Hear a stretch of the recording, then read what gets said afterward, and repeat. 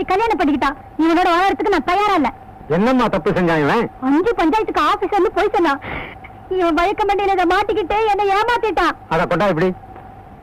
ஏன்பா என்னப்பா இது? இது டோப்பா முடி சாமி. இத போட்டுக்கிட்டா ஈர மாதிரி இருக்கும். ஓஹோ, அப்போ சரசு சொல்றதெல்லாம் உண்மைதானா? ஆமாங்க சாமி. 1000 பொய் சொல்லி ஒரு கல்யாணத்தை முடிப்பாங்கன்னு பேரு. நான் ஒரே ஒரு பொய் சொல்லி தானே கல்யாணத்தை முடிச்சேன். முருகனே வள்ளிய நரச்சதோட டோப்பா வச்சுதான் கல்யாணம் முடிச்சாரு. வள்ளியே தப்பா எடுக்கல. ஆப்டால் இவன் சாமி. அதுவும் சரிதான். ஏண்டா உனக்கு வழுக்கம் என்றங்கிற உண்மையை சொல்லி அவளை பொண்ணு கேட்டுக்கலாம்ல? சாமி, எனக்கு வழுக்க மாட்டேன்னு தெரிஞ்சா இவங்கள யாராவது எனக்கு பொண்ணு கொடுப்பாங்களா? பொதுவா நீங்க கொடுப்பீங்களா? அதை எப்படி நான் சம்மதிப்பேன்? நீங்களே சம்மதிக்க மாட்டேங்கிறீங்கல்ல, அவன் எப்படி சம்மதிப்பா? உங்க பொண்ணோட அழகா இருக்கா. நீ மேட்டருக்கு வா. என் பொண்ணெல்லாம் இழுக்காது. சாமி, நான் ஒண்ணு இவளை ஏமாத்தல. இவ கடைக்கு வரவங்க எல்லாம் இவளை ஏமாத்தி இவ வாழ்க்கையை கெடுக்க பார்த்தாங்க. அவங்க இருந்து காப்பாத்தி நான் கல்யாணம் பண்ணேன். இது தப்பா? அது எப்படி தப்பாகும்? எவ்வளவு பெரிய தியாகம் பண்ணிருக்க நீ. அம்மா, ஏதோ உன் மேல